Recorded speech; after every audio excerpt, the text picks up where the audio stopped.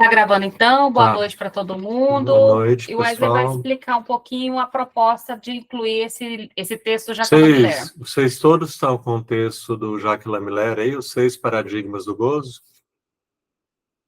Então, bom, a gente vem fazendo um percurso aqui da tese, né? A tese, ela visa, né, pensar o sujeito na contemporaneidade. Eu até ela usa o sujeito contemporâneo, eu prefiro o sujeito na contemporaneidade, porque quer dizer, é uma definição básica, né, de sujeito. O sujeito é um efeito de linguagem, ele é representado de um significante para outro significante. Então, se ele está circulando na linguagem, ele é atemporal. E aí, sujeito contemporâneo fica parecendo que eu tenho um sujeito, né, da modernidade e um sujeito da contemporaneidade. Não é bem isso, mas quer dizer, mas a contemporaneidade, né, esse sujeito ele é atemporal, mas ele não está imune ele não está imune à história, né? A história basicamente é o que transforma. A definição de história. O antropólogo estuda o que permanece, o historiador estuda o que muda. E nós temos que estar de olho nas duas perspectivas, na perspectiva do que permanece e daquilo que se transforma, da antropologia e da história. E no caso, assim, do caso da tese dela, ela está nessa perspectiva histórica, né? Como que isso afeta o sujeito que, por definição, é atemporal. Ela começou a tese, né, que visa falar do sujeito na contemporaneidade, falando sobre sintoma, né, a gente vem fazendo esse percurso, sintoma em Freud, sintoma em Lacan, na neurose obsessiva e histeria. Depois entrou na... Tudo isso vai ser fundamental para o conceito de sintoma que ela começou, vai ser fundamental para o ponto de chegada. Depois foi para a identificação, e aí toda aquela relação da identificação com o traço unário, né? A gente viu de um modo detalhado a formulação, né? A gente viu em detalhe a formulação desse sujeito que é representado por um significante, para outro significante, a diferença desse sujeito do inconsciente, né? Que é um sujeito de linguagem, para o eu consciente, que é aquele eu do estágio do espelho. Então, quer dizer, a gente tem um eu. O Lacan faz assim, né? Ele chama esse eu consciente de Moá, e quando ele se trata de sujeito, ele chama de G, né? Que são as duas palavras que tem para eu em francês. Então, bom, e depois do capítulo da identificação, ela volta para um conceito que, de algum modo, né, retoma ali algo do primeiro capítulo. A gente fala de sintoma lá, a gente fala de satisfação, a gente fala de gozo. E a parte 3 agora da tese é justamente gozo, né? E ela, por que hoje eu não vou usar o texto dela, vou usar o texto do Jacques Lamillère? Porque ela se referencia lá por esse texto de umas 40 páginas do Jacques Lamillère, que se chama Os 6 Paradigmas do Gozo. Então, como ela está se referenciando a isso lá, eu acho o Jacques Lamillère um autor muito claro, na medida que é possível ser claro com um tema tão complexo, né? E faz um esforço de comunicação, de clareza, não significa que é fácil. Então, a gente vai nesse texto do Jacques Lamillère hoje, e depois eu vou dar uma olhada se tiver algum texto, alguma coisa lá no texto dela que se orienta pelos 6 paradigmas do gozo, que não está aqui nos 6 paradigmas do gozo, a gente pega alguma coisa ali do texto dela e retorna, mas a princípio a ideia é estudar esse texto do Miller, dos 6 paradigmas do gozo, em Lacan, e depois, esses 6 paradigmas não são do Miller, né? São uma leitura que o Miller faz do Lacan, encontrando 6 modelos, 6 paradigmas. E, enfim, e a ideia é assim, a não ser que eu veja que ficou alguma coisa faltando no texto do Miller, a gente vai adiante na tese, para o capítulo 4.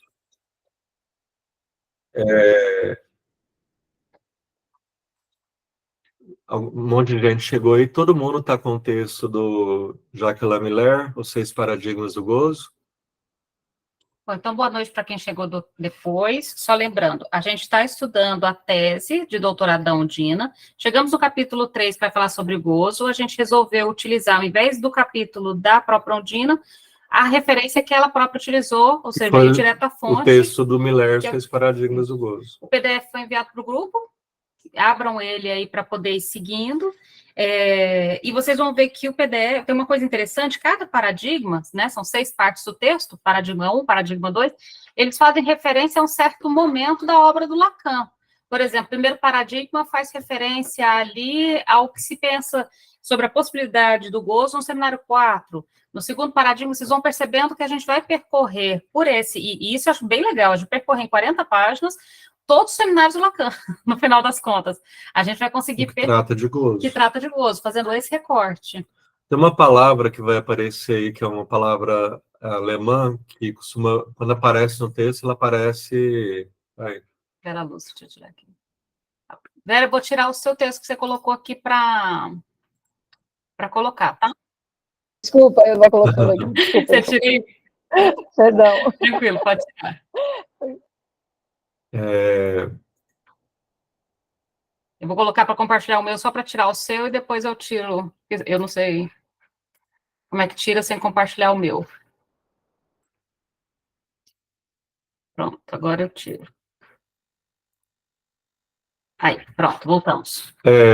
Tem uma palavra que vai aparecer aí na frente, uma palavra em alemão, que é um conceito hegeliano, que se fala assim, ó, se der para ouvir daí. Aufhebung. Aufhebung.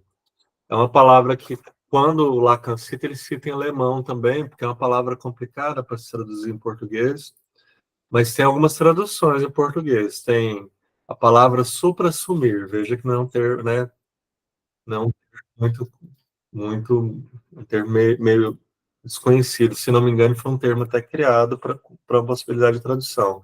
Isso que a Renata está falando, que, né, eu sempre ressalto isso aqui, quer dizer, de algum modo vai atravessar o conceito de gozo na obra do Lacan inteiro, a gente nunca pensar, eu não me canso de repetir a importância disso, que na medida que a gente vai caminhando, né, na obra do Lacan, a formulação anterior deve ser jogada fora, né? Esse conceito de Aufhebung, né, que em português é supra-assumir, é assim, faço uma nova elaboração, essa nova elaboração, de algum modo, ela caminha, ela leva adiante a elaboração anterior, ela supera a formulação anterior, sem descartar veja como é complexo, sem descartar a formulação anterior.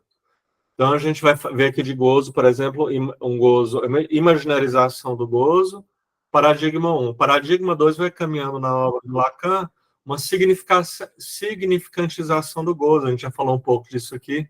Não significa que, né, agora a versão do imaginário, do gozo como imaginário, deve ser jogada fora. Esse termo Aufhebung é para dizer que você conserva a formulação anterior, né? Então, sempre essa perspectiva que não dá para jogar fora o que vem anterior, mas vai fazendo uns giros assim que permite a gente pensar qualquer um dos conceitos, no caso aqui do gozo, de quase como um caleidoscópio que a gente vai girando e vendo de modos diferentes, né? Porque se fosse uma questão de sucessão, né, uma formulação anula a outra e não conserva a outra, a gente poderia ir para a última já.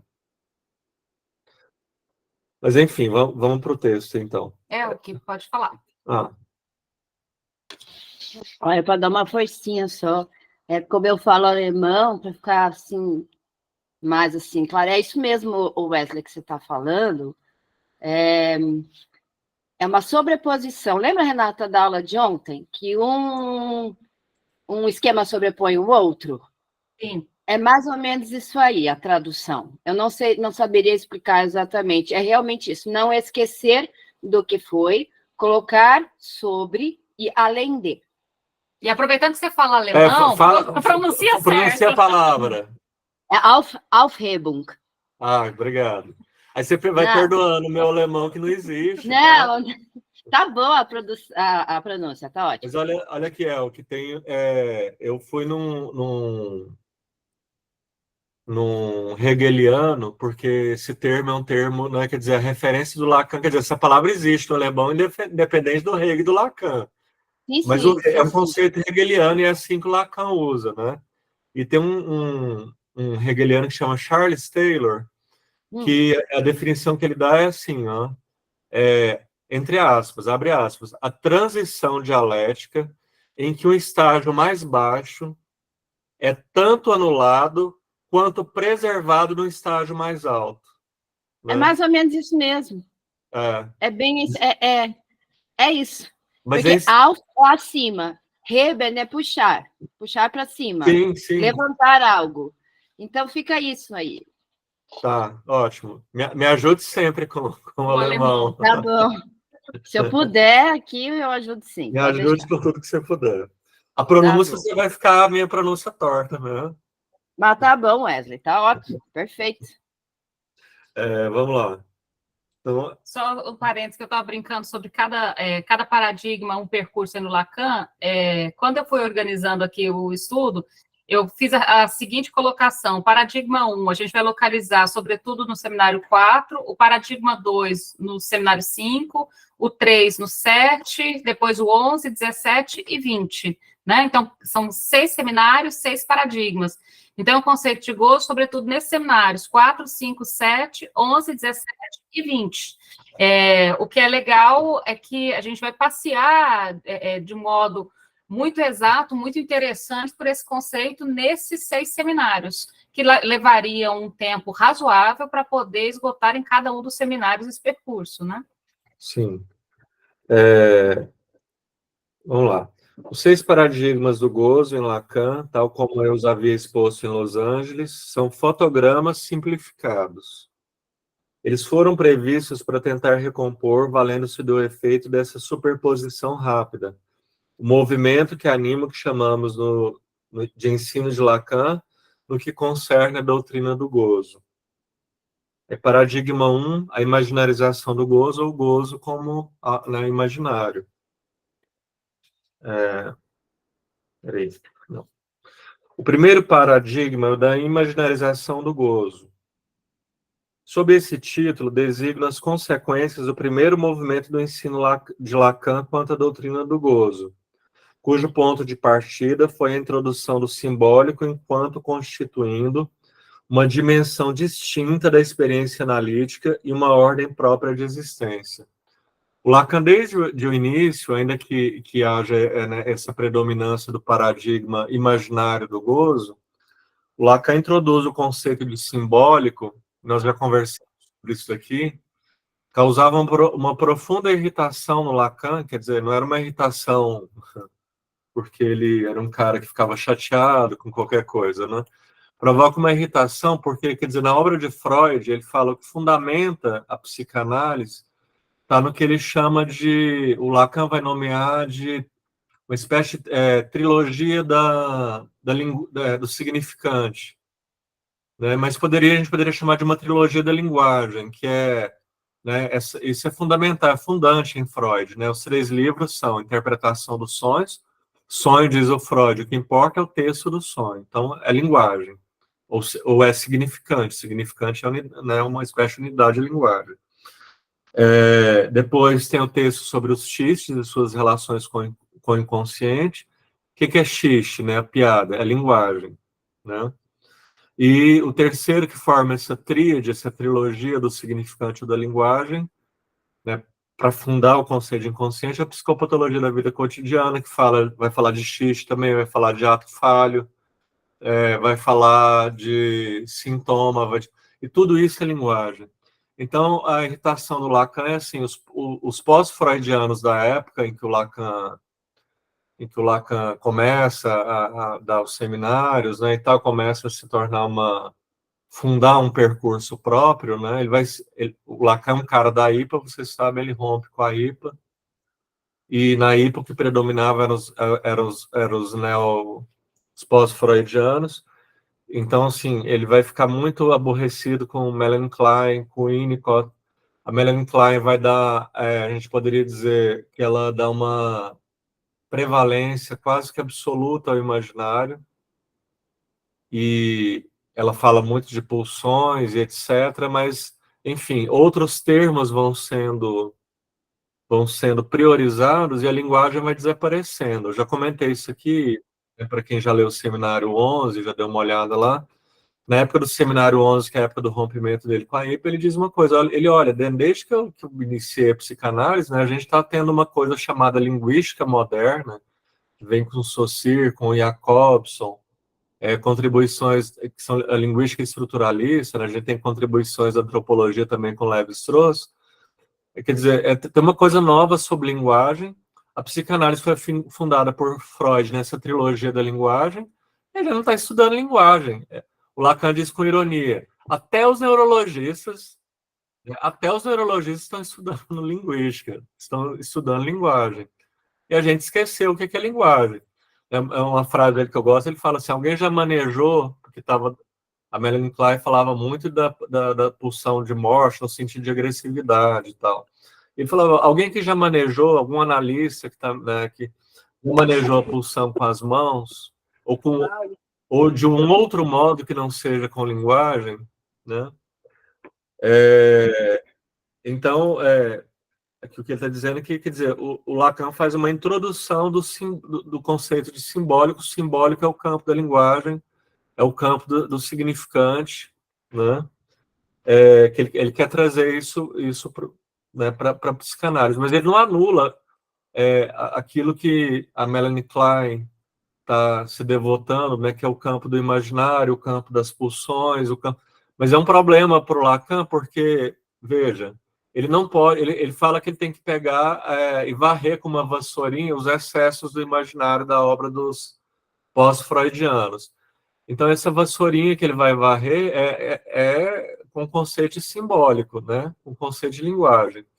E ele tem um problema que é o seguinte, linguagem como pensada pelos estruturalistas, quer dizer, Jacobson, Saussure, Lévi-Strauss, que são os caras que ele vai usar para introduzir o simbólico na psicanálise, se levado ao limite, à radicalidade, não cabe a noção de pulsão, não cabe a noção de libido, não cabe a noção de corpo vivo. Né? Para os estruturalistas, no sentido mais radical, a estrutura, o conceito de uma estrutura lógica, uma estrutura de leis, um conjunto de leis que organiza alguma coisa, faz com que a lógica e as leis se sobreponham, inclusive, ao que é vivo. Né? Aquilo que é vivo está regulado por leis e por lógica e por linguagem. Então, Lacan tem um problema, ele tem que varrer esse campo do imaginário, que no tempo que ele começa o ensino dele, exclui a linguagem, ele tem que trazer a linguagem de volta, ele está dizendo, nada em Freud, né? O livro fundador da psicanálise é o livro dos sonhos, que é sobre linguagem, sobre significante, ainda que o Freud não usasse o termo significante, o Psicopatologia da Vida Cotidiana e o livro dos xistes são uma trilogia que funda o conceito de inconsciente, né, que é um conceito chave para a psicanálise. Eles estão em volta de linguagem, a gente tem que voltar para a linguagem. E a linguagem, né, no tempo do Lacan, os estruturalistas, mas como que ele conjuga o estruturalismo com o conceito de pulsão, com o conceito de gozo, que ali em Lacan está próximo do conceito de pulsão. Mas ele tem que trazer esse conceito de simbólico. Então, essas consequências quanto ao gozo permanecem veladas, pois o que ocupa em um primeiro tempo a cena conceitual é a demonstração da função da fala como doadora de sentido, do campo da linguagem que, por sua estrutura, né, estrutura de leis, estrutura lógica, suporta a fala, né? Então tem a fala poderia dizer que é o ato de fala, né? O ato intersubjetivo de fala de um com o outro, e a linguagem, que é uma estrutura, um conjunto de leis, ela suporta a linguagem. Então, do campo da linguagem que, por sua estrutura, suporta a fala e das operações da história, saber o dinamismo retroativo das subjetivações, das ressubjetivações dos fatos e dos acontecimentos. Uma vez que eu introduzo o campo da linguagem, né, isso é uma coisa que todo mundo aqui acho que já está escolado, né? aquela ideia de que na linguagem, a significação acontece por retroação. Então, quando ele diz que a linguagem como estrutura possibilita o dinamismo retroativo das subjetivações, das ressubjetivações dos fatos e dos acontecimentos, ele está dizendo, olha, a própria análise ela é possível porque pela linguagem que tem um sentido sempre retroativo, vocês sabem disso, se eu termino uma frase num momento, eu gosto de estudar muito. Eu gosto de estudar, vamos pensar nessa frase, eu gosto de estudar, corto aqui. Né? Isso significa uma coisa, se eu digo, eu gosto de estudar, sobretudo, ou exclusivamente psicanálise. Veja que, dependendo de onde eu faço o corte, a retroação, né, se eu corto e eu gosto de estudar, eu faço tem uma retroação que me dá um sentido. Né? Se eu faço uma significação do que vem antes. Se eu digo, né, fundamentalmente ou sobretudo ou somente psicanálise, eu faço uma retroação e aí o sentido é outro. Né? Então, o próprio movimento de análise permite uma subjetivação ou uma ressignificação. Eu fico com ódio que os coaches estão se apropriando de palavras importantes, né? Eles usam de uma maneira muito banal o termo ressignificar, né? Mas se trata disso, né? A partir do momento que eu entro com a linguagem no campo da psicanálise, para pensar a teoria e a clínica, eu entro no dinamismo retroativo das subjetivações, das ressubjetivações dos fatos e dos acontecimentos. Muitos pacientes chegam em análise com a ideia, às vezes até com a frase, de que a história não se muda, a história já aconteceu, está acontecida, não está. O Lacan, no Seminário 1, diz assim, ó, nessa perspectiva do simbólico, a história é uma síntese presente, uma síntese que eu faço presentemente do passado. Então, é como se eu fosse, no caminho de análise, eu fosse fazendo setas retroativas. À medida que a linguagem caminha, eu vou fazendo rehistorizações. Minha história vai se transformando em outra história. Né? Então, o que domina esse primeiro momento conceitual é a comunicação concebida como intersubjetiva e dialética, ou seja, ainda que a linguagem seja uma estrutura independente que precede os sujeitos, ele vai dizer, num primeiro momento, Lacan vai enfatizar muito a comunicação concebida como intersubjetiva, a comunicação no jogo entre dois, mas ela é dialética. Dialética significa que ela não está estagnada. Vocês me interrompam, tá? Esse ponto de partida de Lacan fixou por longo tempo o que se imaginou como sendo a base, o núcleo e até mesmo a totalidade de seu ensino. Esse da fala no campo da intersubjetividade entre dois, intersubjetividade dialética. O que chama aqui de comunicação toma inicialmente a forma de uma evidenciação na experiência analítica do caráter fundamental, estruturante na relação de sujeito a sujeito, tal como exprime Lacan no seu texto Intervenção sobre a Transferência, quando ele mesmo, né, Lacan, qualifica o que ele opera de dialética da intersubjetividade. Veja, ele fala de relação de sujeito a sujeito. Nessa lógica da dialética da intersubjetividade, eu penso dois sujeitos numa relação equânime, numa relação de equivalência. Os dois estão no mesmo patamar, no mesmo lugar, né? Um termo que é caro para o Lacan. Então, veja que essa noção de intersubjetividade, ainda que dialética, ainda que remeta a coisas do campo do simbólico da linguagem, é uma coisa meio dúbia se isso está no campo do simbólico ou no campo do imaginário, porque está fechado em dois. Né? Então, se eu penso a experiência analítica nesse nível, analista e analisando estão no mesmo patamar, estão falando do mesmo lugar. E a gente sabe que colocar dois no mesmo patamar, eu corro o risco de entrar, e entra-se no campo do imaginário, que é o campo da prevalência do meu igual ao meu rival.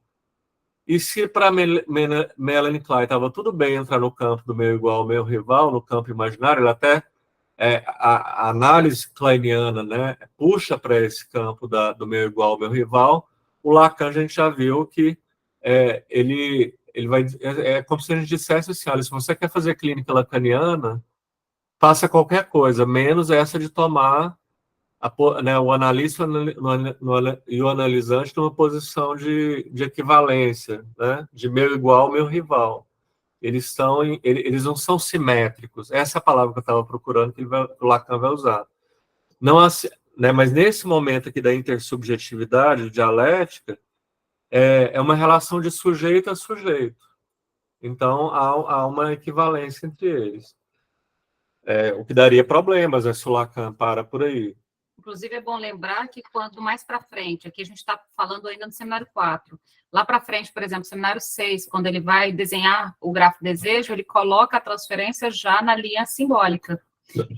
Já é uma elaboração um pouco diferente do que está aqui. No 4 ele já começa a fazer algo dessa ordem, no 5 ele faz claramente, no 6 ele chega ao ápice dessa distinção, por exemplo, é isso.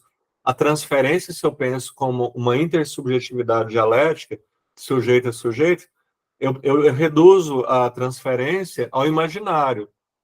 Aí, né, meio igual ao meu rival. Aí veja que problema. Não tem jeito de...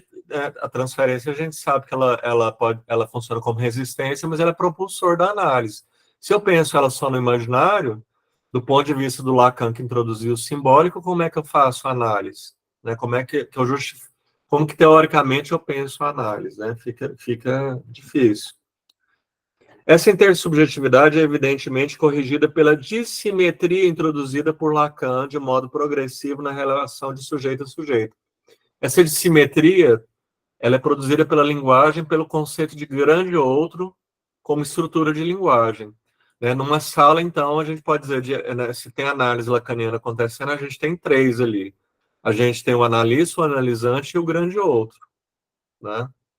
E o analista não responde desse lugar, né? A gente vai ver que nesse momento aqui, depois tem uma outra conceituação, mas aqui nesse momento aqui a gente pode pensar que o que vai quebrar essa intersubjetividade de sujeito a sujeito é que o analista vai apontar sempre para o grande outro.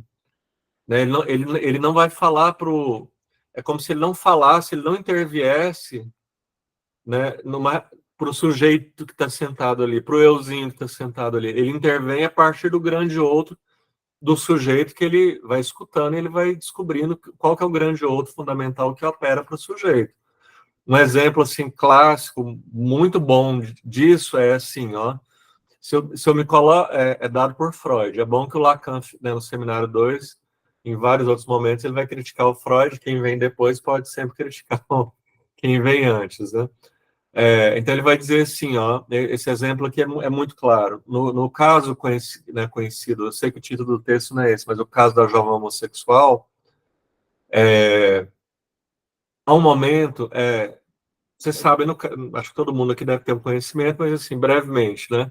O pai dessa garota adolescente leva ela a Freud para análise, então é o pai que leva. E a demanda dele é que ela estava apaixonada por uma outra mulher, né? E o que o pai demandava, a demanda do pai, é uma demanda de cura, como se, né, a homossexualidade fosse algo a ser curável. O Freud já,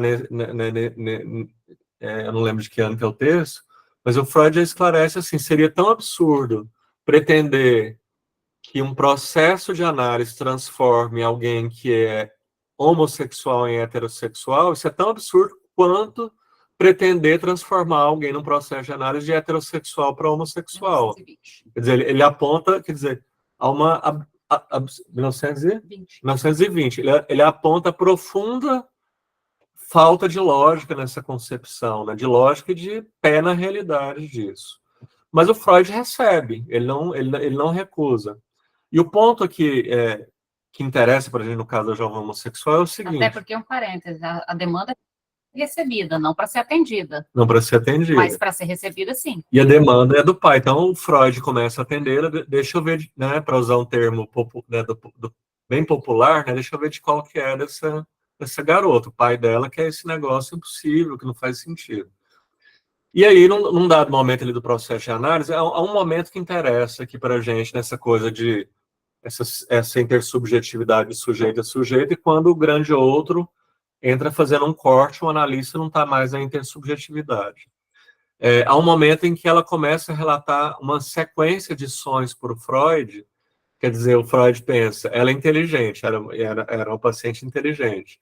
Ela foi lá ler alguma coisa da minha obra, ela já sacou por alguma coisa do que eu falei aqui, que eu tenho essa teoria de que o sonho, dentre outras coisas, o sonho revela a manifestação de um desejo inconsciente. É isso que o Freud pensa, porque ela começa a relatar uma sequência de sonhos em que ela fica mais velha, ela se casa e ela tem filhos. Quer dizer, ela atende a demanda do pai, né? Os sonhos dela, ela começa a relatar uma sequência de sonhos para o Freud, em que ela realiza, ela atende a demanda do pai. Aí, o que o Freud pensa? Olha, veja em que imbróglio o Freud entra. O Freud pensa assim, essa menina está querendo me enganar. No que ele pensa isso, nessa paciente está querendo me enganar, ele já se colocou numa relação intersubjetiva, né, de equivalência, né, eu tô no mesmo nível que ela, meio igual ao meu rival, ó, já está querendo trapacear comigo, está querendo me enganar, né? Só que está querendo me enganar como? Atendendo a demanda de que né, o desejo inconsciente dela é de ter uma relação heterossexual e ter filhos. Mas é aí que o Freud, né, ele próprio chega à conclusão que ele entrou numa barca furada. O Lacan, no Seminário 2, vai dizer, ele afundou no imaginário. Porque quem que a menina queria enganar com esses sonhos? O Freud teria que ter remetido ao grande outro, né? O discurso do pai, né? Então, Freud, quer dizer, a intervenção a ser feita, ele não nesse nível intersubjetivo de sujeito a sujeito, mas com esse corte do grande outro, seria assim, veja que você está tendo, algo assim, né? Teria que ver como que ele ia formular isso. Veja que você está tendo uma sequência de sonhos que atende a um desejo, a uma demanda, né, uma coisa que é do teu pai, né? Que você seja heterossexual, se torne uma mulher adulta, hétero, se case e tenha filhos, né? Então, veja bem, né? Na dimensão intersubjetiva, eu sou um sujeito e o outro é meio igual. Ele pensa, ela está me enganando, né? Quando a questão é um terceiro, né? É alguém que encarna o grande outro, né? Que é o pai. É o pai que ela estava se endereçando, não ao Freud. Acho que fica bem claro assim, né? Como é importante esse corte que o Lacan vai fazer nessa dialética da intersubjetividade, né, na fala entre dois. Josi? Oi, boa noite. Eu estou com uma dúvida aqui que eu acho que ela é bem primária, assim, também entrei um pouco Pergunta. atrasada, mas eu vou colocar aqui. Eu estou pensando assim, como que essa relação não simétrica, ela também, ela não é uma relação de poder, né? Ela não é simétrica, mas também não é de poder. Ou, pelo menos, não deveria, né? Aí eu estou pensando como que isso pode não acontecer, sabe? Sim, uma ótima pergunta. Porque a questão é o seguinte, né?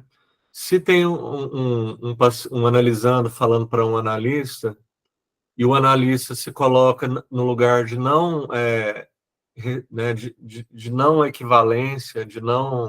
Estou me esquecendo a palavra melhor para isso. Mas equivalência de não igualdade. No lugar de dissimetria. Toda vez que se eu esquecer a palavra de novo, me lembro. Dessimetria, né? Eu saio da simetria, que é a intersubjetividade, e vou para dessimetria. Veja que a dessimetria, simetria eu estou aqui, né? Eu estou num lugar de espelhamento. A dessimetria não significa que eu me coloco abaixo ou que eu me coloque abaixo ou acima. Significa que eu não estou no mesmo lugar. Entende? Eu não estou eu não sou um reflexo do outro, né? Então, já começa aí assim, essa distinção que é importante, né? Não, porque o lugar do analista não é ocupação de um lugar de poder. Então, nesse exemplo do Freud, por exemplo, veja, não se trata de uma questão de, quando eu falo, o Freud assume uma posição de simetria e devolve para ela, assim, né? Numa relação especular, imaginária. Você está querendo me enganar, né? Você está querendo me enganar, é uma relação de eu para eu. O que o Lacan diz, né, que seria a saída para o Freud, seria apontar para o seguinte: olha, o seu pai, não sei como que ele formularia a frase, isso aí, né, tem lá a ver com o que você está me dizendo, essa sequência de sonhos, né, eles realizam exatamente a demanda do teu pai, né? Eu aponto para um terceiro, para o campo do grande outro, para o campo do inconsciente da paciente, né? Eu não reajo como se ela estivesse falando uma coisa para mim e sobre mim, né? Tá na moda falar isso, né? Isso não é sobre você, isso é sobre o outro, né? Mas é isso, né? O analista tem que ter. O Freud pensou que era sobre ele, não é sobre ele, é sobre o outro, né? O grande outro, e que nesse caso ele estava encarnado pelo pai, entende? Então, assim, a melhor palavra é essa, né? De simetria, porque significa que eu não estou numa relação de espelho. O outro está aqui, eu estou em algum ponto aqui, mas a gente não está assim, se espelhando, né? Então não tem que ver com estar numa posição superior, né? Porque quando a gente fala meu igual, meu rival, pode dar a entender né, que o analista se coloca numa posição superior. Aí é uma posição de mestria, né? E tem um outro ponto também, por exemplo, quando o Guilherme coloca aqui, olha, os dois sujeitos têm uma função de não equivalentes, até para que a gente possa escutar, porque um outro modo de se pensar a equivalência é o modo narcisismo. A pessoa começa a falar algo, não, é porque eu terminei, nossa, eu sei o que você está passando, eu também terminei.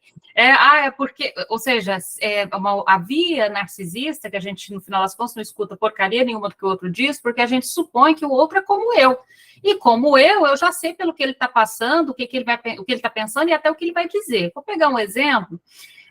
Uma família procurou um senhorzinho de 75 anos, vou explicar por que eu usei a palavra senhorzinho aí, porque ele chega muito miudinho, muito magrinho, muito fragilizado. A família procura atendimento muito preocupado, porque ele estava definhando e parecia que ia morrer. E por que ele estava definhando? Ele nasceu e viveu a vida toda dentro de uma religião, especificamente Testemunho de Jeová, e um belo dia ele foi criticar que naquelas cadernetinhas, aqueles caderninhos do Testemunho de Jeová, tinha um erro. E no que ele apontou que tinha um erro, que tinha algo escrito lá que não condizia com a Bíblia, ele se tornou imediatamente um apóstata. Acho que é apóstata, como é que é? Apóstata. Apóstata. Eu nunca tinha ouvido falar essa palavra, tá? Ele se transformou num apóstata. Que é um pária. Que é um pária, né? Ele continuou frequentando a igreja, mas ele virou uma espécie de tabu, ou seja, quando ele entrava no lugar do culto, as pessoas viravam de costas para ele, ninguém cumprimentava, ele cumprimentava e as pessoas não cumprimentavam de volta. Se ele sentasse numa poltrona, todas as pessoas saíam do lado dele, como se ele fosse radioativo, entende? Só que toda a vida dele foi construída dentro daquele universo. Então, e é um tipo de religião que você não tem amigos de outro lugar, você não tem vida social, você não tem mais nada. Você perdeu aquilo lá, você perdeu tudo. Nessa posição, então, de ter se tornado um pária, né, um apóstolo da igreja, ele não deixa de ir para a igreja, ele não pensa em nenhum momento em mudar de igreja. Então, vocês não me querem, eu vou mudar de religião. Seria uma saída, né? Mas não tem essa possibilidade, entende? É como se aquilo fosse a única possibilidade, a única verdade. Não sendo mais possível estar naquela verdade, ele começa a definhar, deita no colchonetezinho em posição fetal e a família fica extremamente preocupada e o leva a tratamento. Primeiro ao psiquiatra, e o psiquiatra, pela sua vez, encaminha ao analista. O que chama atenção, porque eu estou apontando isso, veja essa coisa da função de não equivalentes. Chega alguém que nunca teve religião na vida e que não sabia nem da palavra apóstata, né? Mas pouco importa, é necessário escutar o que essa religião significa para ele, entendem? Não tem a ver com aquilo que significa para mim. Não tem a ver se isso seria um problema ou não seria um problema na minha história, na minha perspectiva, na minha idade, na minha realidade, no meu gênero, entendem? Tem a ver com o lugar que ocupa para ele. E quando, então, ele narra, né, o que é esta religião para a vida dele, e no final das contas, o lugar onde ele está já é o lugar do morto, a família tem medo de que ele venha a morrer. Da perspectiva dele, ele já está morto. É uma morte simbólica, né, no campo do grande outro que opera para ele, que é a religião, essa religião específica. E se ele já estava morto, não tinha por que, então, ele comer, ele tomar banho, entende? Porque da perspectiva dele, tirar da religião é tirar a alma e a existência. Então, o que eu estou apontando aqui é, se a gente considera esses dois sujeitos como equivalentes, eu não consigo escutá-lo. Para eu poder escutá-lo, é necessário que eu realmente escuto qual é o grande outro dele, entende? E é a partir desse grande outro dele que a intervenção vai ter que ser, não pode ser a partir do meu. Caso contrário, nenhum analista vai se sentir competente para escutá-lo e a gente começa a ir para aquelas bizarrices que tem igreja aí formando analista dentro da lógica da igreja e dizendo aos fiéis... Ou podemos supor, o analista é ateu, né, distante da religião, aí ele se coloca nessa posição de equivalência, né, de simetria, né? E nessa posição de simetria, de sujeito a sujeito, eu não escuto o que é o grande dele, eu falo a partir do grande outro que opera para mim, né? O ateísmo. Então, eu posso, né, aí o que eu diria? Deus está morto. Deus está morto, eu digo, que bobagem, procura outra igreja, entende? Então, Ou, que bobagem, né? Você saia dessa religião, faça qualquer outra coisa, mas procura outra igreja, né? Ou Deus está morto. Por isso que é legal pensar nesse triângulo aí, Porque, né? porque eu tomo uma coisa, para usar o termo que está na moda, como se fosse sobre mim. Não é sobre mim, é sobre o outro, tanto o outro que está ali sentado, mas, né, referido ao grande outro que opera para ele. Né? Então, essa simetria não é uma desvantagem, pelo contrário, é uma condição que leva a essa tríade, analista, sujeito, grande outro. Então, não é uma relação entre dois, é sempre uma relação entre três. E aí, nesse sentido, Josi, voltando à tua pergunta, a relação entre três é a condição para que não se torne uma relação de poder ou de abuso. Né? Esse terceiro que fica ali rondando, que é o grande outro que opera para o sujeito, uma vez que é com ele que se conversa, a chance de tirar, então, proveito para mim dessa situação, porque uma relação abusiva ou sugestiva, normalmente alguém tira vantagem disso. Mas se o grande outro que opera, o grande outro do sujeito, não há possibilidade de tirar uma vantagem para o analista, porque ele não está ali operando em nome próprio, em nome do seu próprio grande outro. E aí teria um outro nuance aí, que é assim, né? Na medida que ele se coloca na posição de simétrica e não simétrica, saindo da simetria, sendo dessimétrico, mas não sendo a posição superior, o que significa isso? Não sendo a posição de poder, a transferência vai ser usada para o trabalho em análise, né? Quer dizer, como motor da análise, para que o sujeito fale, né? Fale das questões dele que dizem respeito a um terceiro, a um grande outro. Se eu me coloco numa posição de dissimetria que seja de superioridade, é diferente, né? Uma dissimetria que não comporta a ideia de superioridade e uma dissimetria em que eu me coloco como mestre, como superior.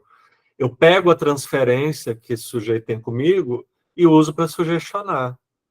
Né? Então, eu vou convencê-lo de coisas. Eu posso ser um total mau caráter que vou usar essa instância de poder para arrancar dinheiro dele. Eu posso usar esse lugar de poder para convencê-lo, porque esse lugar de poder em que você pega a transferência e usa ela como sugestão, você não abre mão da sugestão, você pode usar a sugestão para convencer esse sujeito de que religião é besteira. Né? Mas o que isso vai causar em alguém, né, que foi forjado, né, estruturado dentro do campo da religião? Né? Quer dizer, eu vou estar convertendo ele ao meu ateísmo. Eu não vou estar fazendo análise, eu estou fazendo outra coisa. Tudo menos análise. De cloroquina.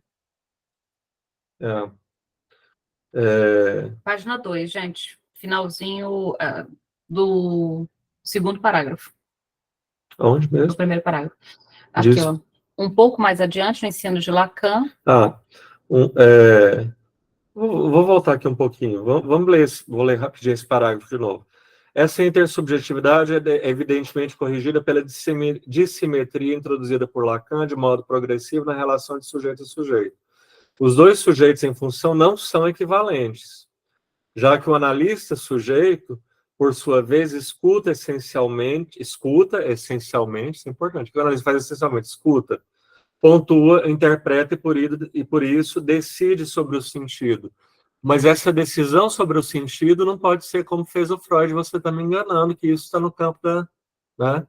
Tem que ser apontando para a questão do sujeito que diz respeito ao grande outro, ao inconsciente. Disso decorre a introdução na comunicação, e disso decorre a introdução na comunicação, que antes era entre dois, né, da instância do grande outro, maiúsculo, e mesmo do grande outro absoluto. Esse grande outro absoluto, vamos deixar isso aqui, né, eu não sei o que é grande outro absoluto, é quando é Deus, né, não existe esse grande outro absoluto. Mas então se introduz na ideia da comunicação entre dois um terceiro, né, a instância do outro maiúsculo, posição com propriedades distintas daquelas do sujeito que não encontra aí seu correlato idêntico. Um pouco mais adiante, no ensino de Lacan, esse grande outro torna-se o lugar da fala, lugar da linguagem, lugar da estrutura e lugar de todas as determinações do sujeito. Isso é para grifar, né? Esse outro torna-se o lugar da fala, lugar da linguagem, a gente vai ver que fala e linguagem não são coisas exatamente iguais, lugar da estrutura e lugar de todas as determinações do sujeito. Vou ser ousado aqui, vou dizer para vocês que, pela própria definição, depois que ele vai, a própria distinção entre fala e linguagem, essa frase seria mais correta se a gente cortasse esse ponto aqui que diz que o grande outro é o lugar de fala. O jeito, né, ele vai dar uma definição depois que distingue. Então, a frase mais correta é: esse grande outro torna-se lugar da linguagem, lugar da estrutura e lugar de todas as determinações do sujeito. Esse grande outro que precede, inclusive, a existência do sujeito. Esse é brevemente resumido o que pareceu ser o aporte essencial, a inovação introduzida por Lacan. Essa relação se inscreve sobre o eixo simbólico, o que escrevemos em seguida, que se resume a esse momento. É um esqueminha que ele criou aí para dizer que ele introduz o eixo simbólico, o grande outro, como linguagem. Lembrando que ele estava varrendo o campo da psicanálise do absolutismo do imaginário. Não é que imaginário não serve para nada, que, né, a gente deve abolir, né, o imaginário do campo da psicanálise. Lacan nunca abole o imaginário, né? Esse momento, que tem uma certa duração no ensino de Lacan, evidencia que a conceitualização de que se trata permanece fundamentalmente equívoca. Não é uma distinção tão clara assim. Ela se inscreve sempre entre dois polos, o da fala e o da linguagem. Viu? Por isso que eu falei que lá atrás é importante. A gente pode cortar lá que ele falou grande outro como lugar da fala. Era que não seria exatamente errado. Então, nesse momento, essa elaboração do Lacan, nesse momento, se inscreve sempre entre dois polos, o da fala e o da linguagem. A vertente da fala, Lacan desenvolve de bom grado, embora corrigindo a intersubjetividade.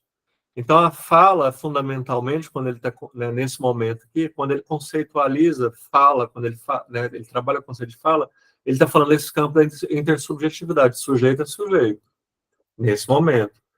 Na vertente da linguagem, a gente está falando de outra coisa. Na vertente da linguagem, ele, em compensação, enfatiza sempre e cada vez mais a autonomia do simbólico, a autonomia da linguagem, o fato de a cadeia significante, tal como ela gira no outro, ter suas exigências próprias, uma lógica, leis próprias.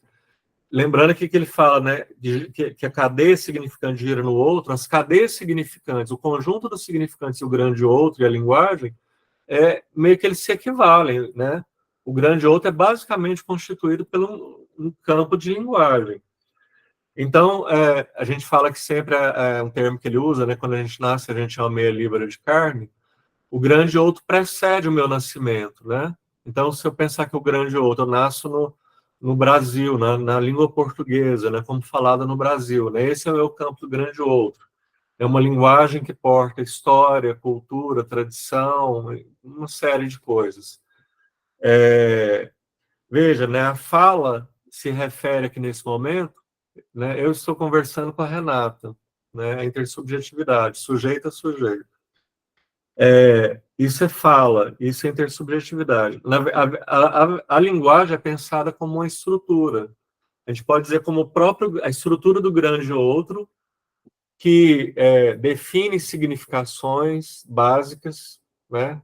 Quando a gente entra na língua portuguesa, a gente tem algumas significações básicas, né? Compartilhadas, né? Ainda que não sejam fixas, né? Sei lá, a palavra nuvem pode significar nuvem do céu, né? O significante, e pode significar nuvem da internet, né? Pode significar o sujeito que vive nas nuvens, né? Não está desconectado da realidade, né? Enfim, então, por isso que eu pedi para corrigir lá atrás. Quer dizer, a fala, nesse momento, é intersubjetividade. A linguagem é essa estrutura que nos precede, né? Uma das definições da palavra cadeira, eu posso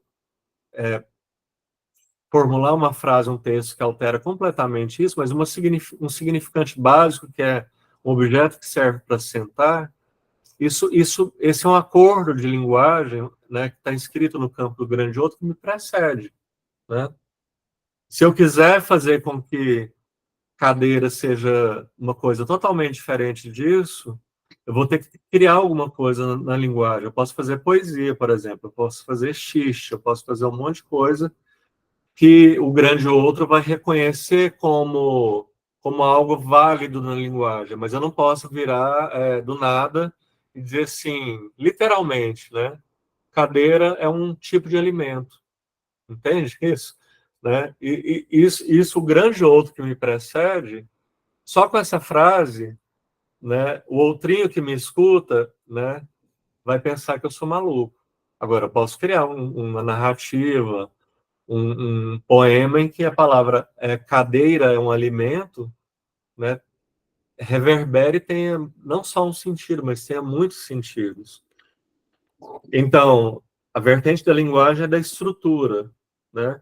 O Lacan diz uma coisa, essa coisa da linguagem como estrutura, o grande outro como estrutura da linguagem. O Lacan, não me lembro qual que é o trocadilho que ele faz, mas tem um seminário que ele faz um trocadilho. Vamos supor que seja esse aqui. Em francês, nome do pai e não do pai se fala do mesmo jeito. Não do père, não do père, né? É uma homofonia. Vamos supor que o Lacan estava lá falando, isso importante. Ele fala não do père, não do père, né? E aí ele fala assim a seguir: me desculpem pelo trocadilho, mas não foi eu que fiz. A linguagem fez antes de mim, entende? Né? De fato, a língua francesa já tinha estabelecido, né? O grande outro da língua francesa já tinha estabelecido essa homofonia entre não do pai e nome do pai, né? Então, a estrutura, a linguagem como estrutura, ela tem sua lógica, suas leis, elas está para além de mim e do outrinho, né? Essa primeira elaboração é feita para dar conta do que é decifrável do inconsciente na experiência analítica. O equívoco inicial é reencontrado também aí. Nesses primeiros anos do ensino de Lacan, o inconsciente aparecia ora como linguagem, ora como fala, nessa distinção que a gente fez. Ora, a ênfase é colocada sobre o que o inconsciente comporta. Ora, a ênfase é colocada sobre o que o inconsciente comporta. Ora, sobre o discurso que ele emite, que ele constitui, a tal ponto que o inconsciente pode ser qualificado por Lacan de sujeito. Qual é o efeito desse ponto de partida de Lacan sobre o corpus constituído pela elaboração freudiana, né? Pelo conjunto, né, da elaboração freudiana? É o efeito de uma cesura, né, de uma costura assinalada, de uma cesura, não, costura não, ao contrário, de um corte, né? De uma cesura assinalada por Lacan na página 262 dos escritos, o de uma desintrincação produzida no corpus freudiano, na teoria freudiana, entre o que advém da técnica da decifração do inconsciente, que justifica toda essa extraordinária montagem comunicacional e estrutural, e depois, por outro lado, a teoria dos instintos, quer dizer, a teoria das pulsões, né? Então, o que ele está dizendo é que essa elaboração, que a gente está, vocês estão me acompanhando aqui, eu espero, ela promove uma desintrincação, né, um corte entre entre no corpus entre o que advém da técnica da decifração do inconsciente e a teoria das pulsões. Como é que o Lacan introduz o simbólico na linguagem, com todas essas implicações, ele faz uma cesura entre o que é decifração do inconsciente e entre o que é pulsão. Guardemos isso, né? Lacan privilegia, então ele fez uma separação, né? Decifração, linguagem e pulsão. Lacan privilegia a decifração. Melanie Klein privilegiava a teoria dos instintos, a teoria pulsional. Nesse momento, Lacan privilegia a decifração, na medida em que ela provém do simbólico, do campo da linguagem, que supõe, então, a diferença entre significante e significado, e acaba por se alojar em uma estrutura de comunicação. Então, a decifração eu ia explicar isso de alguma, mas eu não sei, talvez esteja claro por si mesmo, eu fico falando. Está claro isso aqui, né? Lacan privilegia a decifração e não a teoria das pulsões, num primeiro momento, na medida em que a decifração provém do simbólico, da linguagem, que supõe, então, a diferença entre significante e significado, quer dizer, o significado como efeito da cadeia significante, né? Uma definição clara, e possibilita pensar uma estrutura de comunicação. Essa estrutura de comunicação eu posso pensar ela como intersubjetiva, que é uma comunicação entre um euzinho e outro euzinho, e eu posso pensar ela como extrasubjetiva, como não de equivalência, como de dissimetria, que é não é uma relação entre dois, mas analisando e analista analisando, então, cortados pela linguagem, pela estrutura de linguagem, pelo grande outro, que ultrapassa os dois, né? E é interessante que isso aqui é a versão mais próxima do Freud, no sentido daquilo que pode ser decifrado. Então, o que são as formações do inconsciente? As formações do inconsciente são manifestações metafóricas e, justamente por serem metafóricas, portam um sentido. Se portam um sentido, esse sentido pode ser localizado pela via da decifração. É claro que o próprio Freud vai avançando e aponta que decifrado, mas nunca tudo, fica sempre o resto. Então, nós estamos falando que é decifrável a ponto de esgotar o sentido, de ser decifrável a ponto de entender todo o sentido, mas porta algum sentido. Isso seria pensar que o sujeito, no final de análise, chegaria a uma absoluta consciência, o que seria um absurdo, seria, assim, contra-analítico, né? Isso, então, quando a gente fala que é possível decifrar, ou seja, achar um sentido, porque a formação do inconsciente porta um sentido, não significa que acha o sentido todo. Isso é um ponto. Mas a ideia aqui para o Freud é que é como se, então, as intervenções, elas tivessem esse propósito, né, de produzir ali um sentido. Decifrar o que está cifrado, né? Isso. Então, é bom você falar isso, que assim, então, o Lacan faz um corte aqui nesse momento, né? Eu tenho lá em Freud a teoria da língua, né, como que ele chama aqui? A decifração do inconsciente, que seria uma teoria da linguagem, e tem a teoria das pulsões. O Lacan, a princípio, privilegia a decifração do inconsciente, ou como disse o Renato, ele privilegia as formações do inconsciente como coisas que estão cifradas na história do sujeito e que a análise vai decifrar. Vai decifrar porque estão cifradas, porque estão recalcadas, né? Um dos mecanismos do recalque é a cifração. A cifração, eu vou transformando uma coisa de tal modo, ela vai ficando tão distorcida que ela fica irreconhecível, né? E a tradução analítica, a decifração analítica, torna aquilo que estava inconsciente indecifrado em alguma coisa decifrada, né? Josi? Oi, eu estou com uma dúvida aqui, acho que tanto pensando na decifração, quanto esse terceiro que entra, e quanto essa transferência aponta para esse terceiro, e as estruturas, assim, tudo isso é considerando as estruturas, não sei se eu estou adiantando, né? Se Nós isso estamos vai... pensando, sobretudo, a neurose, Josi. Tá. Porque, assim, o lugar que o grande outro ocupa em cada estrutura se modifica. Por exemplo, na psicose, a gente fala de um grande outro maciço e avassalador. né? Um grande outro O termo que ele usou aqui, o grande outro absoluto, esse é o grande outro da psicose. Né? Então, é interessante pensar que o grande outro não é o mesmo para a neurose, ou o impacto do grande outro não é o mesmo na neurose. Na neurose tem uma certa porosidade, na psicose ele é absoluto, né? Não tem essa porosidade, por isso o saber, inclusive, vem do lado de fora, né? Fora fluido. Assim como também a gente pode falar do grande outro no autismo e o grande outro na perversão, se a gente pensar em 4 estruturas. Na perversão, eu diria que o grande outro é rarefeito demais, ele é inconsistente demais. Assim, uma das dimensões do grande outro, né, como linguagem, é, por exemplo, as leis, né? As leis pensadas, as leis de uma certa tradição ou as leis jurídicas, né? O neurótico tem uma relação com o grande outro que, se uma coisa é proibida pela lei, ele não faz ainda que ele não esteja sendo olhado. O outro não é nem o outro absoluto da psicose, mas esse grande outro tem consistência suficiente para o sujeito se sentir vigiado, né?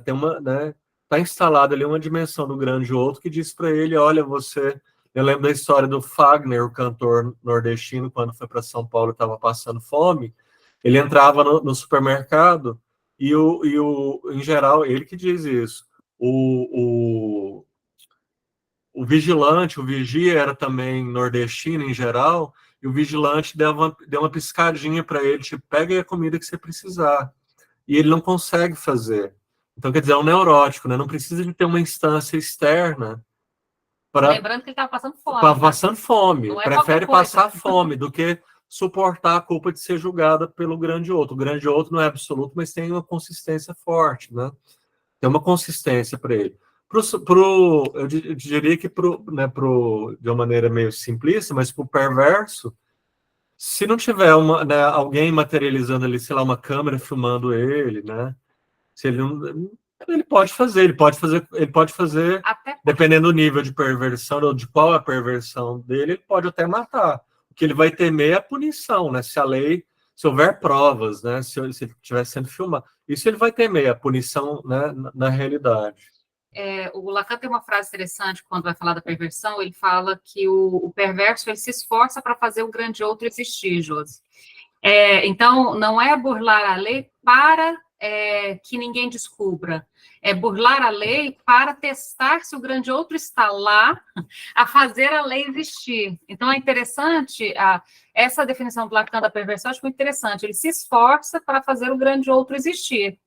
E para se esforçar em fazer o grande outro existir, vez por outra, eu tenho que testar se o grande outro está vigilante sobre a lei que ele inventou. Agora, o neurótico, né, por isso que eu chamei na perversão de um grande outro rarefeito. É isso aí, que ele fica... Vamos ver se existe mesmo, né? Para o neurótico, não. Ele não é absoluto, né? Não é Deus, né? O absoluto.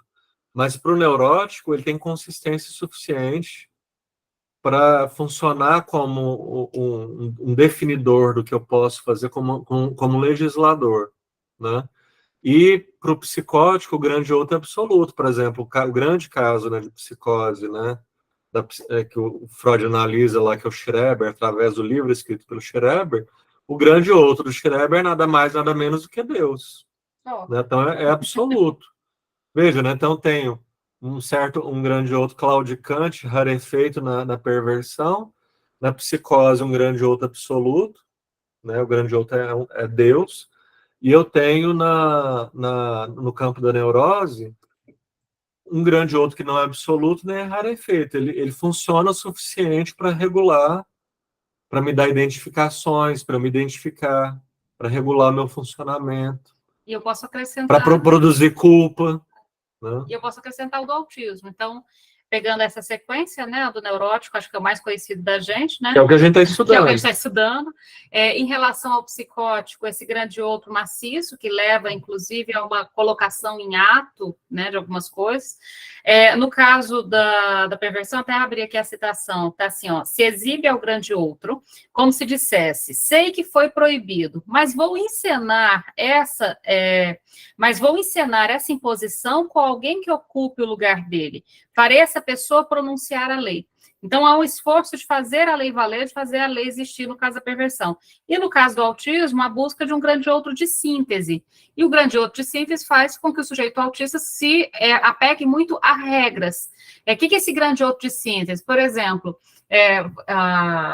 uma criança uma vez virou para a mãe e falou assim, ele pegou o ovo e ele achou interessante a textura, falou assim, posso quebrar o ovo na minha cabeça? E a mãe sabe que ele era autista, mas ela na hora, né, o terceiro filho, os outros dois neuróticos, é claro, meu filho, claro que você pode. O menino, pá. Aí 2 segundos depois ela lembrou, é. Ou seja, e aí ela contando isso depois, ela falou assim, eu me esqueci que da coisa do sarcasmo, da ironia, né? Ele procurou em mim, né, saber, posso ou não posso? O que seria uma resposta sintética? Não. O que é uma resposta bem neurótica? Claro, meu filho, quebra o ovo. Todo mundo sai quebrando o ovo na cabeça por aí, que é uma resposta bem neurótica, né? Diga de passagem, a mãe neurótica é a mãe que fala demais. Porque neuroticamente também a relação do grande outro tem consistência, me dá identificação, mas eu sei que o grande outro como linguagem, que opera como linguagem, ele comporta ironia, comporta metonímia, metáfora, figuras de linguagem, né? Ela responde dessa perspectiva neurótica, né? E pro autista, o que advém, né, na linguagem é literal, né? Então, se eu estou perguntando, não é uma brincadeira, um jogo metafórico, eu posso quebrar o ovo na minha cabeça. Ele quer a resposta básica. Posso ou não posso? É sim ou não? Sim ou não. Então, busca um grande outro que dê referências claras e sintéticas sobre quais são as regras. Então, Juliana, fala pra gente, liga o microfone. Tá sem voz? Tá. A Ju perguntou assim, o perverso pode até colocar um corpo morto em uma cadeira de rodas e se deslocar até um banco. Cara, eu não sei analisar aquele caso. Eu vou deixar ele em suspenso. Porque a gente precisava escutar mais a pessoa que cometeu o ato, né? Sem dúvida é um caso... A princípio, assim, né? Se a gente for... parece, é uma né? situação perversa. Agora, parece eu não coisa posso de perverso. falar sobre a pessoa. Mas, assim, então, o fato é... Voltando à tua pergunta, Josi, a pergunta é muito boa. O grande outro é o mesmo em todas as estruturas? Não. O sujeito se posiciona em relação ao grande outro de modo igual, não importa qual a estrutura? Não, de modo algum. Inclusive, a gente diferencia as estruturas na escuta clínica pela relação do sujeito com a linguagem, né? E de que modo ele usa essa linguagem para acessar esse grande outro, seja lá qual for para eles. Para o Schreber, o grande outro era o Deus. Lembrando que ter como grande outro Deus não tem espaço para absolutamente nada, nem para ficar pelado no próprio banheiro, né? Também não há espaço para dúvidas, né? A coisa psicótica, a coisa da certeza, né? Quer dizer, um grande outro absoluto, né? Então, o que ele pensa advém desse grande outro absoluto é uma verdade absoluta, né? Para o Schreber, era uma verdade absoluta, que isso é coisa de psicótico, né? Certezas absolutas, de que ele teria, ao longo do tempo, o corpo transformado num corpo feminino por Deus, seria fecundado por Deus, e dele nasceria uma nova espécie de seres humanos, né? Mais alguma pergunta? Querem complementar alguma coisa? Comentar, dar exemplo? Se não, vamos continuar. Então, seguimos adiante. Então, parou aqui. Lacan privilegia a decifração, as formações do inconsciente, e coloca ali meio, né, de lado ali a questão da pulsão, que ele vai ter que lidar com ela, o gozo, a pulsão, né? Não dá só para excluir. E a gente vai para a página 3, segundo parágrafo, tá? Tá. Daí a questão sobre o que acontece com o que se chama em Freud o ponto de vista econômico, né? O ponto de vista da satisfação, do gozo, da pulsão. Alguma coisa se cifra e se decifra, sem dúvida, nas formações do inconsciente. Freud impôs essa evidência, mas também para Freud, alguma coisa, e é isso que o Lacan, nesse momento, ele vai ter que lidar, mas ele está privilegiando o que cifra e se decifra no campo do sentido, né, de uma liberação do sentido. Aqui ele está dizendo que, quer dizer, está em Freud também, que alguma coisa se satisfaz no que se cifra e no que se decifra. Acho que até ele vai citar aqui um pouco mais tarde, o xixi, né, a piada, é um exemplo para Freud de uma satisfação pulsional que você tem com a linguagem. Você tem uma satisfação pulsional quando você ri do xiste, da piada, e todo mundo acho que já experimentou, né? Você ouve uma coisa que te faz... O riso é um tipo de gozo, né, de satisfação pulsional. Tem uma outra satisfação que é né, de transmitir isso para alguém e fazer o outro rir também. Né? É uma coisa assim, está no campo da linguagem, né, de cifração e decifração. É quase uma coisa, né, se alguma coisa me faz rir, uma piada, um comentário, uma fala, é quase que irresistível que eu conte isso para alguém, né? Fiquei sabendo de uma coisa muito engraçada, eu ri muito, né? Eu tenho que passar isso para alguém, né? Então tem uma, quer dizer, o X está no campo da cifração e da decifração e ele comporta um tipo de satisfação pulsional, né? Mas, enfim, fundamentalmente, as formações do inconsciente é uma coisa que se cifra e se decifra. A resposta de Lacan condicionada pelo privilégio dado à decifração simbólica é que a satisfação essencial se encontra na própria comunicação e se sustenta na liberação do sentido. Veja, né, então a gente coloca satisfação de um lado, cifração e decifração do outro. Só que quando ele diz que, o Lacan diz que na decifração simbólica, né, na própria comunicação, há uma liberação do sentido, né, isso traz uma satisfação, eu poderia dizer que o xiste, de novo, é um bom exemplo, né, ou quando um sintoma se traduz em análise, eu tenho uma experiência de satisfação, né, mas uma satisfação né, que é simbólica. Né, essa vai ser a defesa do Lacan. O xiste pode revelar, pode tornar possível dizer coisas que estão recalcadas num certo meio, né, entre os sujeitos de um determinado meio.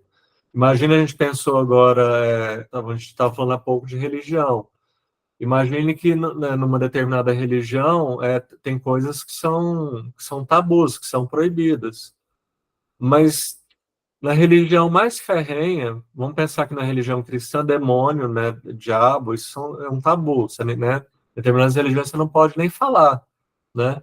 Mas há uma liberação de sentido se eu consigo fazer um xiste que se encaixa nesse grande outro da religião. Não vai ser poder qualquer xiste. É um xiste de ateu que não está nem aí para esse grande outro da religião, provavelmente vai ser ofensivo. Mas um xiste ali dentro do campo da religião pode me permitir liberar o sentido, né, do mal absoluto, né, do demônio. Né? Eu posso tocar nesse assunto por um xiste. Né? Então, a resposta de Lacan, condicionada pelo privilégio dado à decifração simbólica, é que a satisfação essencial se encontra na própria comunicação e se sustenta na liberação do sentido, está no campo da linguagem. Em uma boa parte do seminário 5, Lacan se dedica a evidenciar a satisfação própria vinculada ao fato de que o outro homologa, de que o grande outro autentica, admite as curiosas e surpreendentes e, por vezes, desviantes formações de linguagem que vêm do sujeito. Um exemplo que está no seminário 5, ele vai trabalhar durante boa parte do seminário 5, com o significante do escritor do Heine, o grande escritor alemão, que todos vocês devem conhecer o Heine, numa obra dele, ele cria um significante, eu não sei como que seria em alemão, mas como que seria familionário, não sei como que é isso em alemão, né?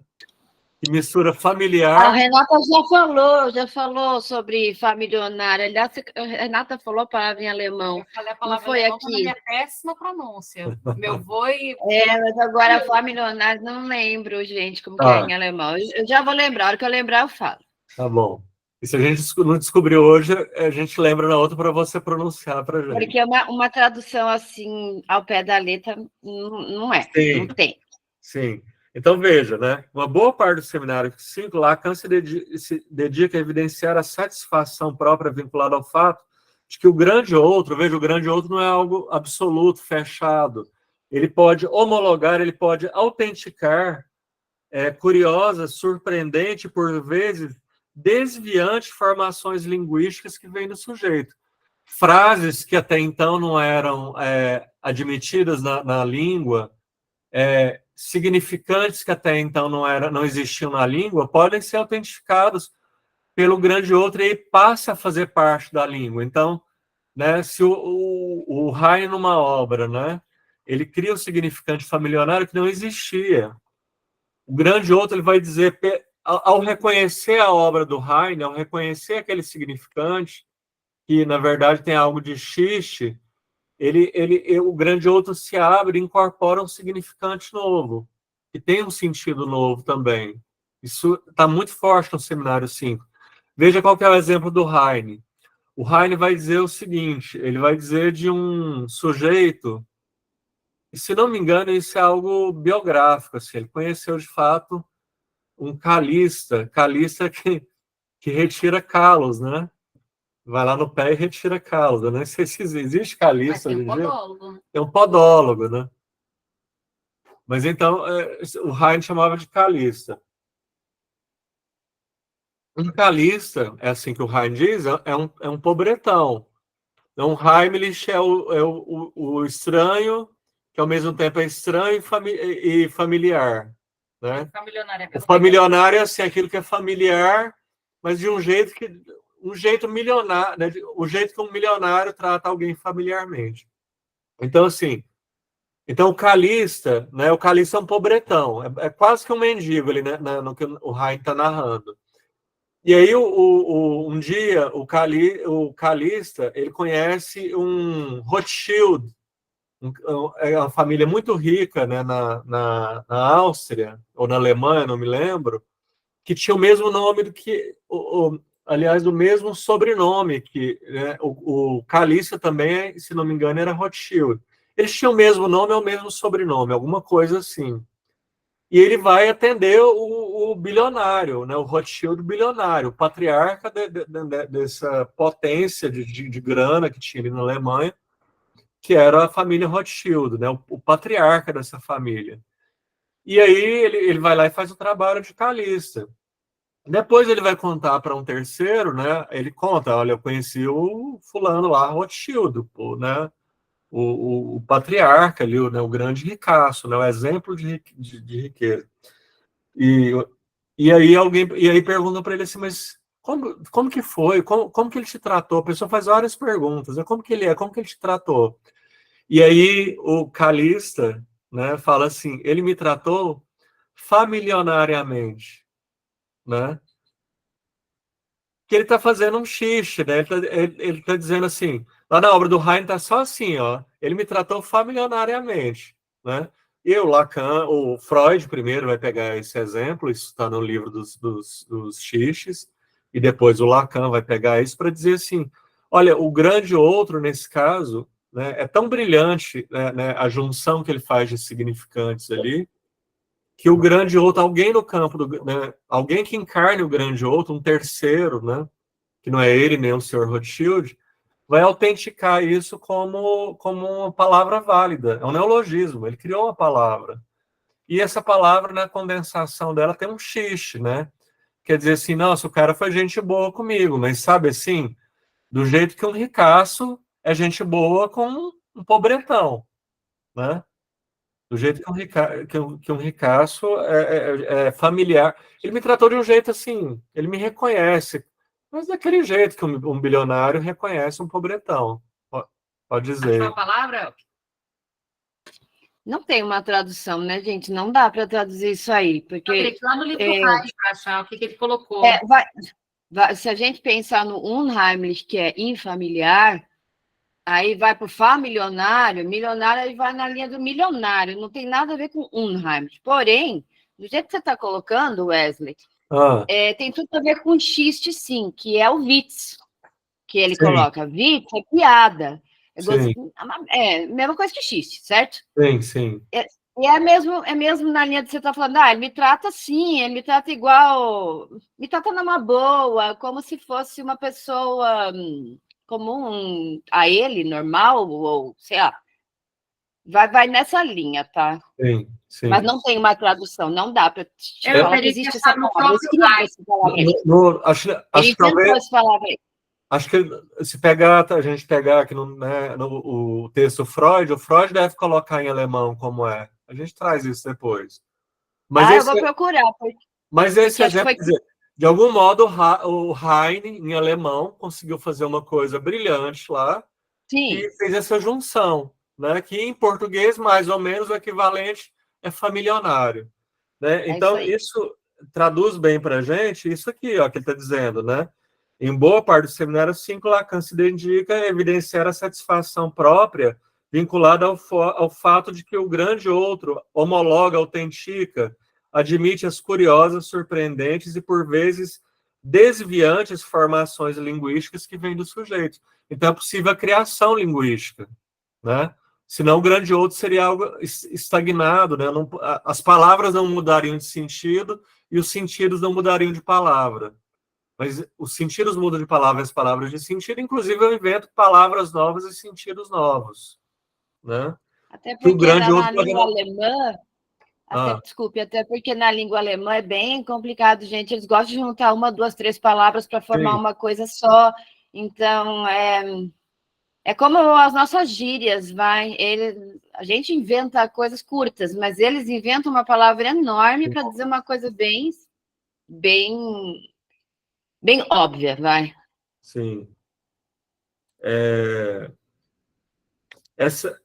Só uma coisa assim, a gente sabe, a gente tem estudado que o grande outro, né, é a grande estrutura, a cultura, a sociedade, as leis, a linguagem, tudo mais, uma instituição, né, o pai pode ocupar esse lugar, mas quando a gente está aí no campo do Witz, né, do xiste, da piada, quando é que acontece a autenticação? Quando eu conto a piada e alguém ri, né?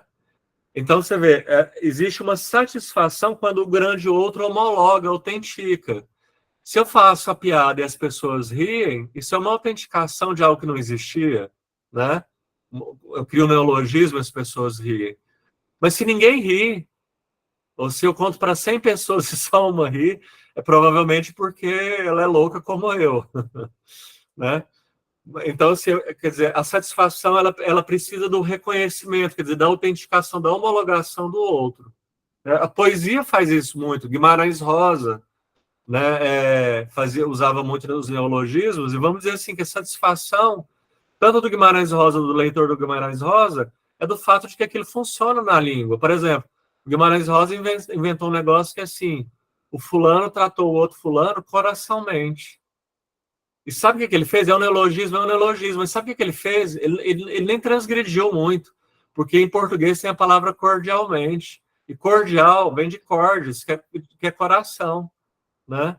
Então tem uma satisfação quando ele escreve coração-mente, né? Um sentido é liberado ali. Talvez nunca ninguém, ao dizer a palavra cordialmente, tenha pensado em coração, né?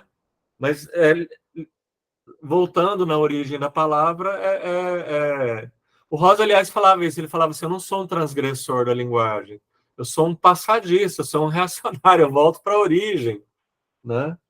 Mas só que ao voltar para a origem, ele constrói uma coisa nova no campo da linguagem atual. Você vai falar alguma coisa? Não. Ah. Eu estava olhando só se eu achava a palavra. Então, essa concordância, né, é traduzida eventualmente pelo riso, né, justamente o exemplo que ele dá, quando se trata de um dito espirituoso, de um xixi, está inteiramente associado àquele que constitui uma satisfação de ordem semântica, no campo do entendimento da linguagem, no sentido, da significação. Né? Essa satisfação pode ser ilustrada tanto do lado do sujeito como do lado do grande outro. Do lado do sujeito, é o aprisionamento do sentido que provoca o sofrimento.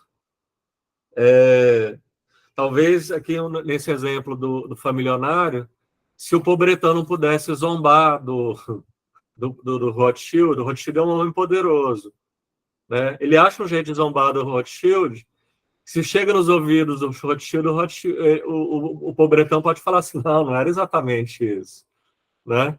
Então o Xixi queria para ele, a satisfação tem a ver também com um aprisionamento do sentido que pode provocar o sofrimento. O cara me tratou desse jeito familiar falso, né, e eu não posso nem dizer isso publicamente. Dessa maneira, Lacan se dá conta do sintoma como um sentido não liberado. Veja isso, né? O sujeito chega lá e ele tem um sentido... Vamos pegar um sintoma qualquer, né? De ficar lavando a mão repetidamente, né? Então, isso tem um sentido que não está liberado. Isso provoca sofrimento. Os sintomas... Então, o sintoma tem um parentesco com o xixi. Ambos são formações inconscientes. O sintoma se sustenta pelo sentido, em um sentido recalcado. Quando Lacan manejava o termo consciência, ele dizia, inclusive, recalcado da consciência do sujeito. E a satisfação advém do reaparecimento desse sentido. Veja, definição de sentido. O sintoma se sustenta em um sentido recalcado. E a satisfação, né, quer dizer, o contrário do sofrimento, advém do reaparecimento desse sentido. Eu tenho um exemplo aqui, é um exemplo clássico da minha história de aulas com a Renata, que é quando a Renata fazia estágio, né? É um exemplo muito bom de uma liberação de um sentido que está ali recalcado. Tinha uma moça que dizia assim, né? Deixa eu me apropriar da história. A Renata atendendo, essa moça dizia o seguinte, tinha uma coisa erotomaníaca, mas voltada só para as mulheres, porque ela dizia assim, elas assim, as meninas, as mulheres, elas me encantam. Só que ela dizia me encantam, apesar dela pronunciar encantam, o sentido de encantam estava recalcado para ela. Porque no contexto ali, que ela estava, elas me encantam. Aí ela dava exemplo, ela vai num lugar, ela vai na sala de aula e as meninas ficam olhando para ela, né? Ela vai na lanchonete e a menina da lanchonete dá uma cantada nela. Todo lugar que ela vai, elas estão cantando. Isso é o que está na cabeça dela, né? O que ela admite para ela é cantando, né? Mas a palavra, o significante que ela usa, e ela repete infindáveis vezes, elas me encantam.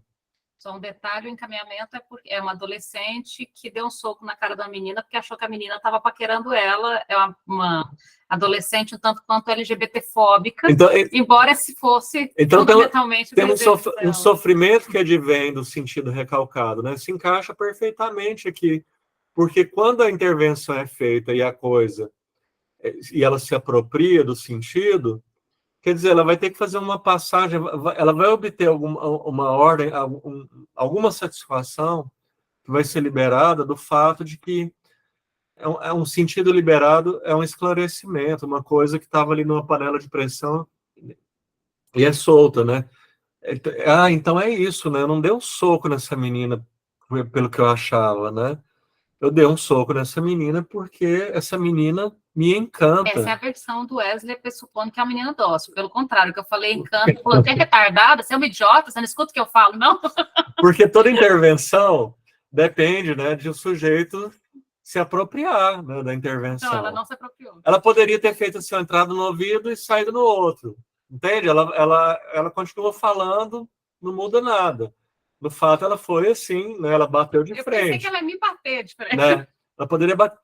Mas, quer dizer, supondo, né, que houve uma assunção subjetiva, né, uma assimilação subjetiva, o que ela teria experimentado é uma liberação, uma satisfação. Então é isso, né? Então é isso, né? E, na verdade, a reação foi tudo menos isso. Ou seja, não era a hora ainda da intervenção. Mas ok. Né? A intervenção é sempre um risco, né? Às vezes, e a intervenção ela poderia funcionar no outro momento, mas naquele momento a intervenção encontrou o tudo menos mas isso. Mas para o meu exemplo funcionar...